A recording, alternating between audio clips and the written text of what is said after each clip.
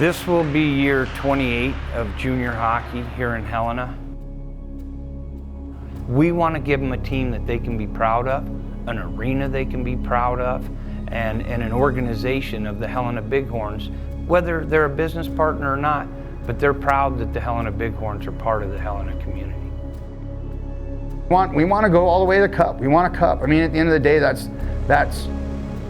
the goal of anything, you know what I mean? But the main thing is to put Helena back on the map, you know, and that's where we want to establish with this team. And then obviously from there on out, like dynasty, I got 10 fingers, I want 10 rings.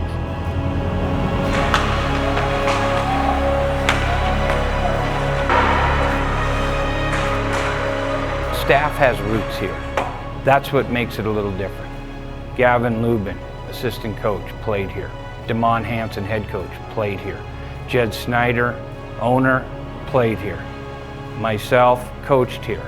So we all know what it feels like, whether you were an Ice Pirate or a Cutthroat or a Bighorn, doesn't matter.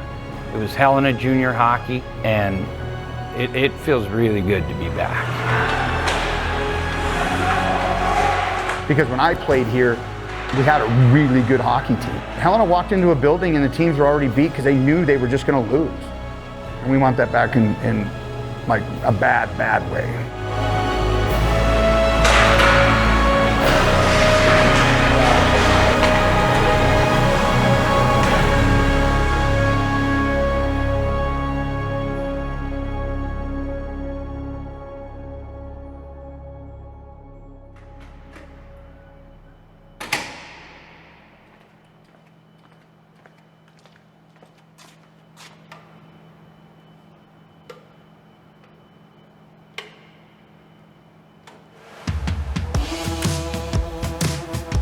The business model junior hockey operates in requires a constant state of change.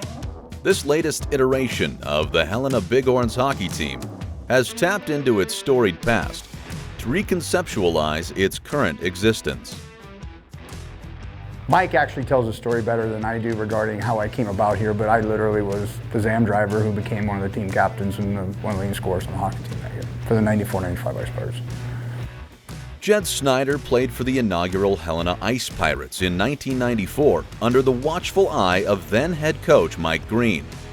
Now, 28 years later, Jed and Mike returned to the Helena Ice Arena with one goal: to restore Helena to its rightful place among the junior hockey elite. But we have to do it right, and that's the main thing, you know, in junior hockey, especially in the tier 3 levels and that sort of thing. You know, everybody wants to invest money, but they want their money back out as fast as possible. And it's one of those where you really need to focus on the players. The coaching staff have more recent ties to the team. Head coach Damon Hansen played for 3 seasons here, winning championships under Scott Cunningham. It's pretty special. This town, the fans, this team, this logo, it means a lot to me. So it's gonna be pretty cool.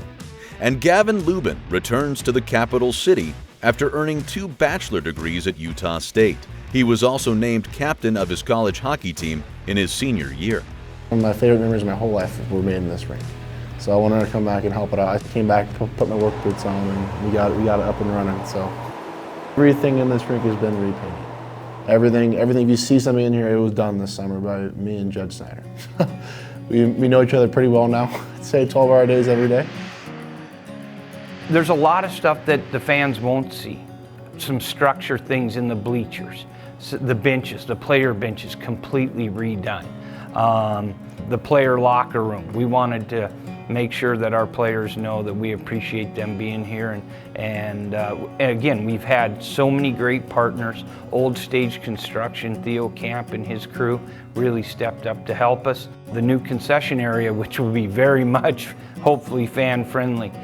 What we need to do is make sure that this arena is a long-term solution for the hockey community and the ice community, figure skating, curling club, adult hockey, youth hockey, all the groups, to make sure this arena is viable. The fans will see it, but what we want is that good feel when they come in, 2.5, 3-hour hockey game. They had a great experience. They walk out of the building and say, you know what? I want to go back there. It was a good experience for me. Players report to training camp in late August. Among the 30-plus hopefuls trying to make the final roster are returning players Tyler Green and Wyatt Barton, who instantly spotted the changes made inside their home arena. I thought it was so much different than it was before. So much work put in, so much time and effort that was spent by the coaching staff and owners to get this place looking really nice. It was fantastic, just coming here from last year. It was just what they done in the rink, the time and effort was just fabulous. Like, couldn't have been a better group of guys putting the work in the rink and everything.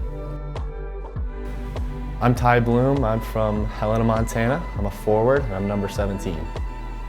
Ended up leaving home, and I went to play in Colorado Springs for 2 years, and that's how I met Jed and Mike.